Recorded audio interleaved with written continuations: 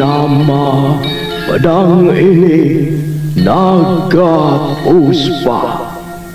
Selamatkan dia. Jangan sampai jatuh ke tangan pendekar berwatak jahat.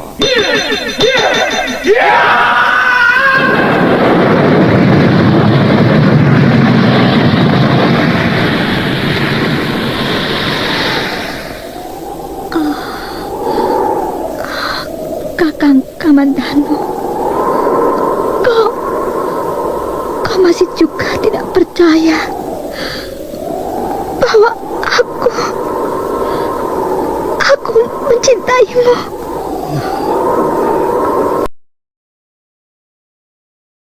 Mesin, maafkan aku, Mesin. Mesin.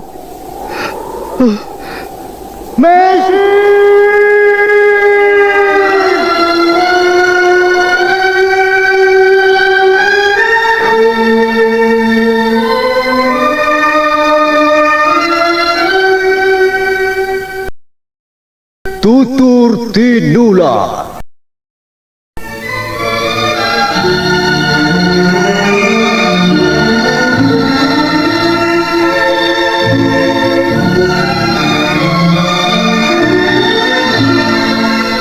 Sebuah sandiwara radio serial, produksi Sanggar Cerita dan teater Sanggar Prativi.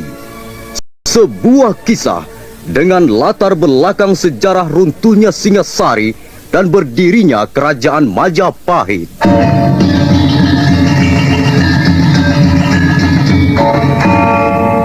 Sandiwara ini didukung oleh pemain-pemain radio yang sudah ternama. Ferry Fadli, Ivone Rose, dan Eli Ermawati.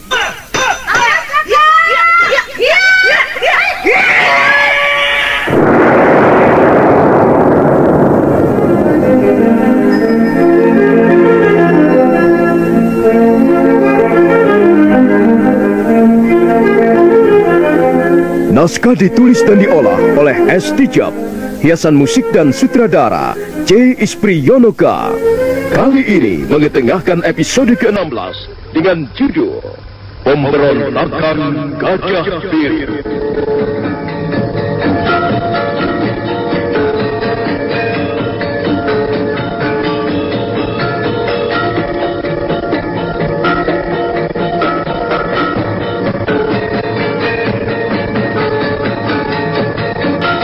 Dalam seri ke-473 ini didukung oleh para pemain Idris Apandi sebagai Ramapati, Beni sebagai Rapangsa, Narto Bantul sebagai Rawedeng, Heri sebagai Rayuyu, Elias sebagai Gajah Biru, Eni Budiono sebagai Nyai Gajah Biru, Api Burhan sebagai Rakeh Mandana, Novia Mandagi sebagai istri Gajah Biru, dan Asdi Suhastra pembawa cerita.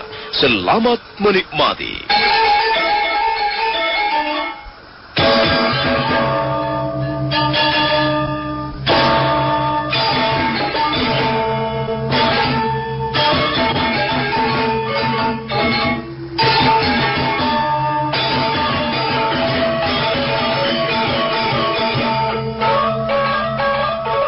Wajah sang Ramapati menjadi merah padam begitu mendengar kalimat terakhir yang meluncur dari mulut Rapangsa, salah seorang anak asuhnya. Pembesar kerajaan Majapahit itu nampak sangat geram. Apa? Benarkah yang kau laporkan ini, Rapangsa? Coba ulangi lagi. Ulangi sekali lagi. Keparat Gajah Biru. Ya, memang demikianlah, Gusti Ramapati. Gajah Biru telah meninggalkan Majapahit dengan mengajak teman-temannya, sesama perwira dan prajurit Tamtama sebanyak 500 orang. Setan alas Gajah Biru. Berani sekali dia minggat sambil mencuri prajuritku. Di mana Rawedeng dan Rayuyu? Cepat panggil mereka. Kalian harus segera membereskan persoalan ini.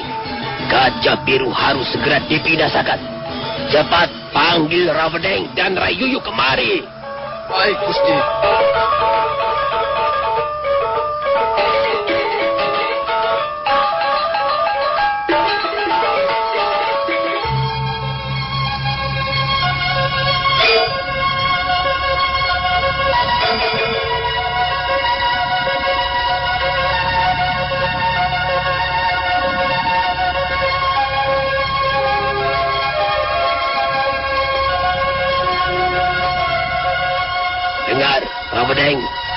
Rayuyu, Rapangsa, dan kau Rabajak.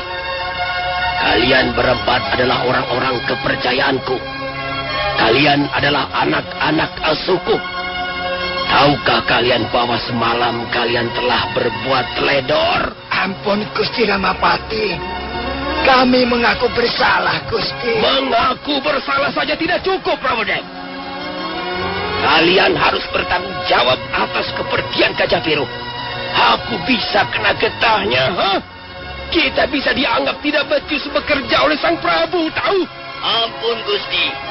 Kami sanggup menyusul Gajah Biru dan menghancurkan pasukannya. Tunggu sebentar. Di mana Demung Wira? Apakah tikus peliharaan Lembu Sora itu ikut Gajah Biru meninggalkan Majapahit? Sepertinya Demung Wira tidak ikut serta, Gusti. Kami baru saja berpapasan di jalan ketika kami berkuda menuju kemari. Tikus itu pun harus diawasi secara ketat. Kepala Gajah Biru. Berani sekali dia menampar wajah Ramapati. Rawadeng. Iya, Gusti Ramapati. Kepergian Gajah Biru ini bisa menyulitkan keadaan kita. Karena itu kalian harus segera menyusulnya. Cepat kumpulkan 500 orang prajurit dan susul Gajah Biru. Paksa dia kembali ke Majapahit. Kalau Gajah Biru memberikan perlawanan, lalu bagaimana, Gusti? Pukul mereka semua, hancurkan mereka semua. Binasakan Gajah Biru dan pasukannya sebelum mereka menyusun kekuatan di luar. Sementara itu, Rapangsa dan Rabanyak kutugasi mengawasi Demung Wira. Cepat kerjakan. Baik, Gusti Ramapati. Ayo, Rayuyu. Kita pilih prajurit-prajurit yang terbaik.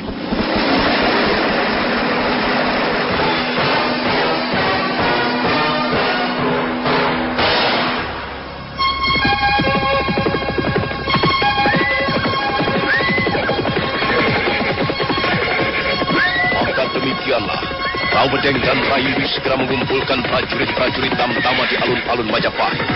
Mereka memilih prajurit yang dianggap cukup berkemampuan untuk melayani pasukan Gajah Biru.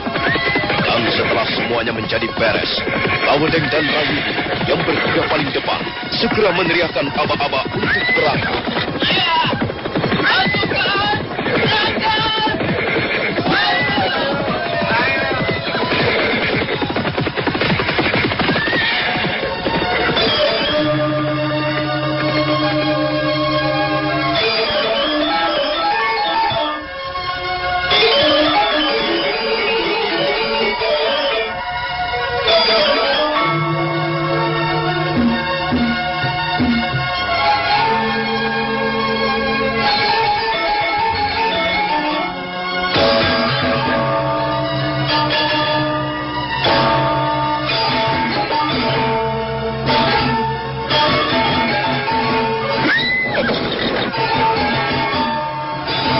Bagaimana rasanya, Nyai? Apa kau sudah lelah? Kalau memang keadaan memaksa, kita tidak usah istirahat terlalu lama, Kakang. Bagaimana anak-anak?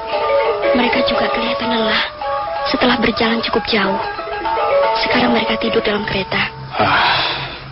Kasihan mereka. Mereka masih terlalu kecil untuk ikut terlibat persoalan-persoalan seperti ini. Ya, mereka adalah anak-anakmu. Tentu saja mereka ikut menanggung akibat dari sikap dan tindakan Kakang Gajah Biru. Aku akan mencari tempat yang aman untuk mereka.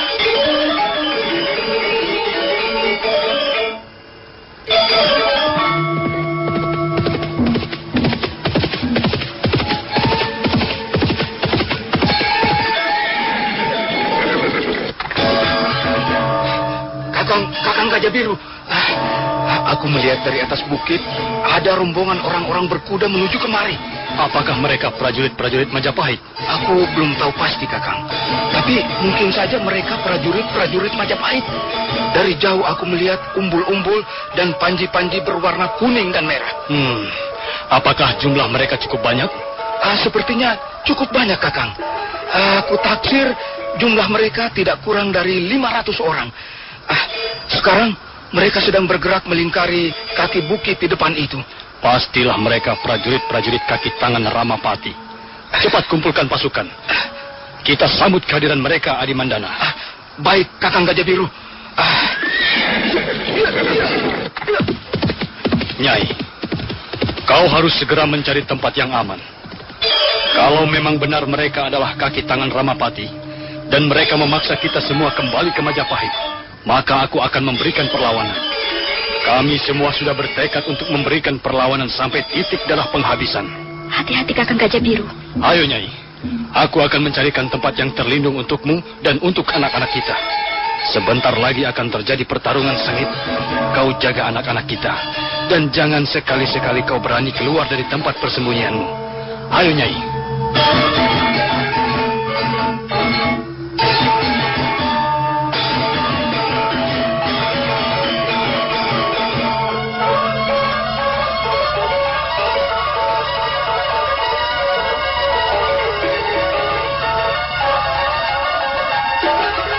Gajah Biru buru-buru membawa istrinya dan keempat orang anaknya menuju ke lereng bukit kecil. Mereka disembunyikan di balik bongkahan batu-batu padas. Tak lama kemudian, Gajah Biru sudah kembali ke kaki bukit. Dia segera membantu Rakeh Mandana yang sedang menatap barisan penghadang. Aku menempatkan 100 orang di kaki bukit ini, Kakang Gajah Biru. Yang 100 orang kusuruh naik ke lereng bukit. Mereka nanti akan menghambur turun begitu pertempuran terjadi. Bagus Adi Mandana. Biarlah aku memegang yang 300 orang lagi.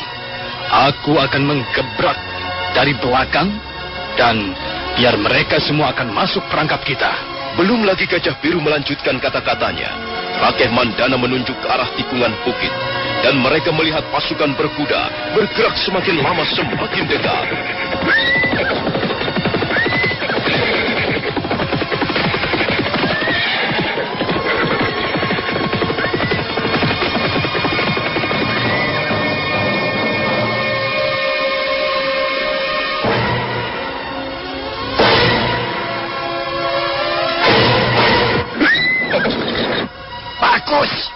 Bagus sekali kelakuanmu, Gajah Biru. Rupanya kau tidak begitu menyadari apa yang sedang kau lakukan. Jangan banyak mulut, Rawedeng. Aku sudah muak melihat tampang-tampang kalian. Aku tak sudi lagi berhubungan dengan kecoak-kecoak piaraan Ramapati. Gajah Biru, aku mengemban tugas dari pemerintahan Majapahit. Jangan sebut-sebut Majapahit di hadapanku. Kalian hanyalah sekumpulan kecoak yang tidak berharga. Majapahit terlalu agung untuk kalian ucapkan. Lebih baik, bawalah pasukanmu segera meninggalkan tempat ini, Rawedeng. Sebab kalau tidak, kalian semuanya akan pulang tinggal nama. Nama buruk. Sombong, Gajah Biru. Hanya dengan 500 orang prajurit pupuk bawang, kau tidak akan bisa menggertak kami, tahu? Jadi apa maumu, Rawedeng? Jangan melawan kami, Gajah Biru. Akibatnya akan buruk untuk keluargamu.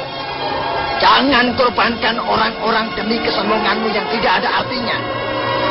Lebih baik kau menyerah. Kami akan menggiringmu kembali ke Majapahit, Gajah Biru.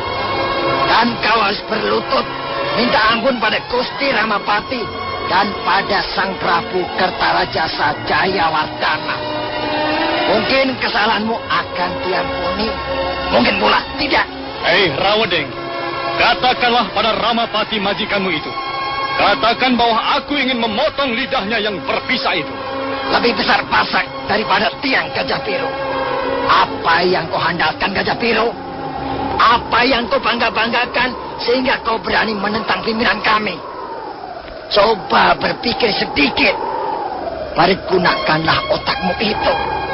Hanya ada dua kemungkinan jika kau bermaksud memberontak terhadap pemerintahan Majapahit. Pertama, kau dan orang-orangmu akan segera binasa.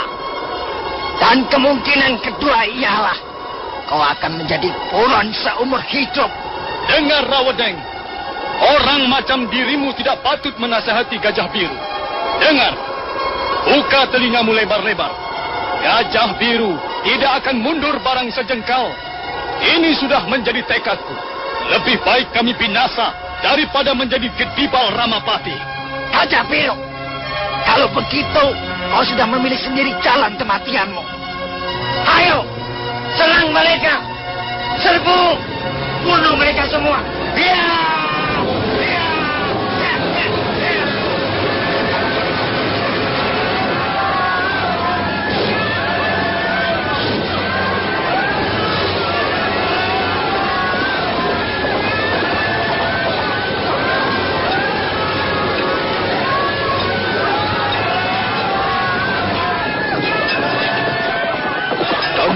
Inilah pertarungan sengit di kaki bukit sebelah timur hutan tali. Pasukan Gajah Biru bertarung dengan gagah berani. Mereka bertarung hanya demi menjaga kesetiaan mereka kepada Lembu Sora. Tampaknya Gajah Biru dan Rakeh Mandana berhasil membakar semangat kebencian terhadap kelompok Ramapati. Sebaliknya, pasukan Rawadeng yang sudah biasa hidup dimanjakan oleh kelompoknya bertarung dengan setengah mati. Nyali mereka gampang ciut melihat tubuh teman-teman mereka yang terkapar bermandikan darah. Dan akhirnya pasukan Rawadeng mulai terdesak. Apalagi setelah pasukan Gajah Biru yang lain menghambur turun dari lereng bukit. Mereka langsung menerjang musuh-musuhnya tanpa ampun. Tombak mereka berterbangan mencari sasaran. Pedang mereka membabat kiri kanan.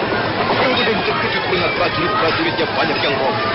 Dia segera melompat ke atas punggung kudanya. Mundur! Pastikan mundur! Cepat mundur!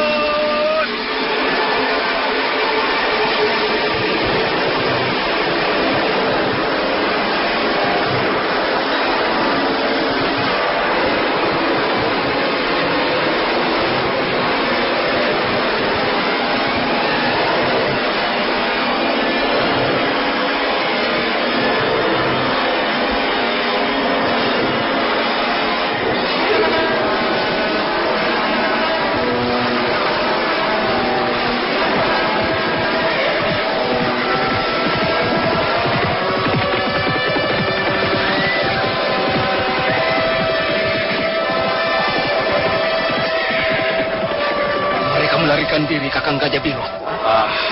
Kalau mereka tidak melarikan diri, kita akan membunuh mereka semuanya di tempat ini. Tapi Ramapati pasti tidak akan tinggal diam, Kakang. Kita pun tidak akan tinggal diam, Adi Mandana. Kita harus segera memperoleh tempat persembunyian yang aman. Mungkin daerah berbukit-bukit di sepanjang kaki gunung penanggungan ini bisa kita jadikan daerah pertahanan kita. Lalu apa rencanamu sekarang, Kakang Gajah Biru? Kau aturlah barisan, Adi Mandana. Kumpulkan mereka di tempat ini. Sementara aku akan melihat keadaan istriku dan anak-anakku. Baik, Kakang Gajah Biru. Ayo, kumpul! Pasukan!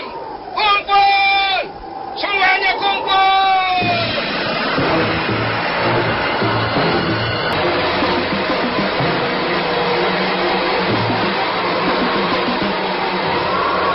Bagaimana keadaanmu, Nyai? Bagaimana anak-anak? Kami semua selamat, Kakang Gajah Biru. Ada beberapa orang prajurit datang ke tempat ini. Tapi mereka semua dapat dirobohkan oleh prajurit-prajurit kita. Apakah pertarungan sudah benar-benar selesai, Kakang? Pertarungan baru saja dimulai, Nyai. Pertarungan selanjutnya pasti akan segera menyusul. Tapi untuk sementara ini, kita boleh merasa aman. Pasukan kita berhasil menghalau tikus-tikus piaraan Ramapati. Nyai. Ada apa, Kakang? Aku kasihan melihat keadaanmu. Juga keadaan anak-anak kita. Mereka semuanya ikut menderita karena sikap dan perbuatanku. Jangan begitu, Kakang Gajah Biru. Kau harus mempunyai keyakinan yang teguh. Bukankah kau ingin mewariskan jiwa kepahlawanan kepada anak-anak kita? Mereka masih terlalu kecil untuk ikut menderita bersama kita. Mereka bangga melihat bapaknya yang gagah berani. Itulah yang aku tahu, Kakang Gajah Biru. Ketika mereka sedang bicara panjang lebar, mendadak seorang prajurit datang memberikan laporan. Prajurit itu mengatakan bahwa ada seorang wanita yang ingin menemui Gajah Biru. Aku pergi dulu, Nyai. Aku ingin tahu siapa orang itu dan apa maksudnya mencariku. Hati-hati, Kakang.